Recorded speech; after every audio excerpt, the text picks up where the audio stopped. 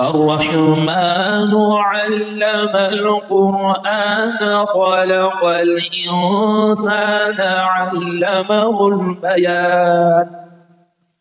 الشمس والقمر بحسبان والنجم والشجر يسجدان والسماء رفعها ووضع الميزان ألا تطغوا في الميزان وأقيموا الوزن بالقسط ولا تخسروا الميزان والأرض وضعها للأنام فيها فاكهة والنخل ذات الأكمام والحب ذو العصف والريحان فبأي آلاء ربكما تكذبان خلق الإنسان من صلصال كالفخار وخلق الجن من مارج من نار وبأي آلاء ربكما تكذبان رب المشرقين ورب المغربين فبأي آلاء ربكما تكذبان مرج البحرين يلتقيان بينهما برزخ لا يبغيان فبأي آلاء ربكما تكذبان يخرج منهما اللؤلؤ والمرجان فبأي آلاء ربكما تكذبان وله الجوار المنشآت في البحر كالأعلام فبأي آلاء ربكما تكذبان كل من عليها فان ويبقى وجه ربك ذو الجلال والإكرام فبأي آلاء ربكما تكذبان يسأله من في السماوات والأرض كل يوم هو في شأن فبأي آلاء ربكما تكذبان سنفرغ لكم أيها الثقلان فبأي آلاء ربكما تكذبان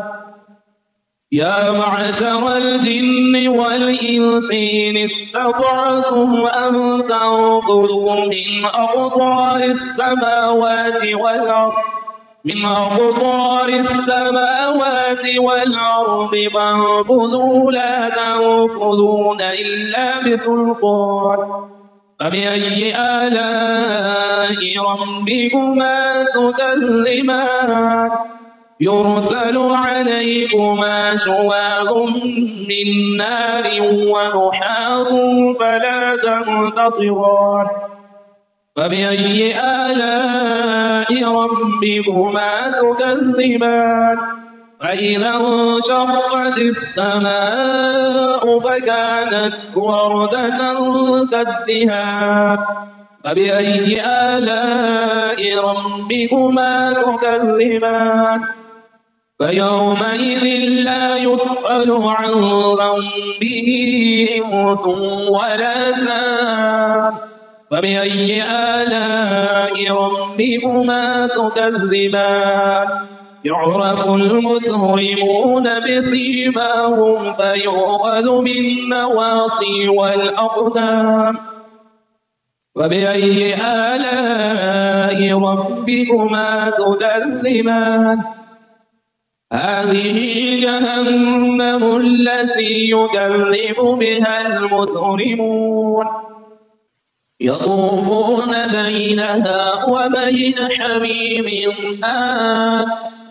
فبأي آلاء ربكما تكذبان ولمن خاف مقام ربه جنتان فبأي آلاء ربكما تكذبان ذواتا أفنان فبأي آلاء ربكما تكذبان فيهما عينان تجريان فبأي آلاء ربكما تكذبان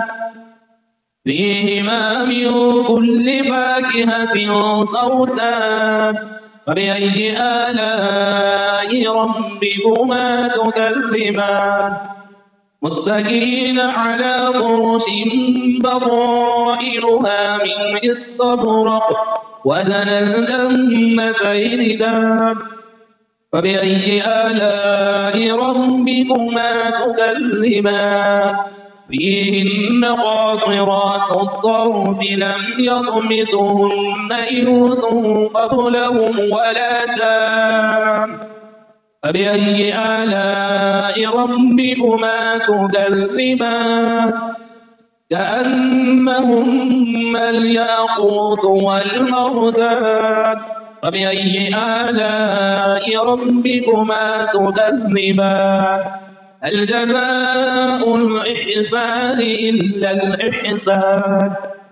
فبأي آلاء ربكما تكذبان ومن دونهما جنتان فبأي آلاء ربكما تكذبان مدهامتان فبأي آلاء ربكما تكذبان